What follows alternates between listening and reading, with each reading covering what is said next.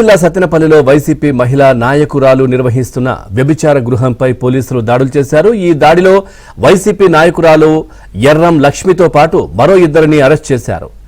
బోయ కాలనీకి ఇల్లు అద్దెకు తీసుకుని వ్యభిచార గృహం నిర్వహిస్తున్నట్లు సమాచారం.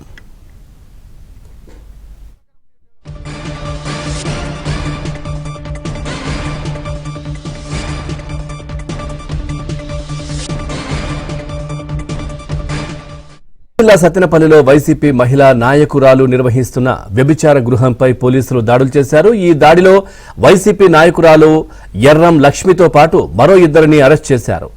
బోయ కాలనీకి ఇల్లు అద్దెకు తీసుకుని వ్యభిచార గృహం నిర్వహిస్తున్నట్లు సమాచారం.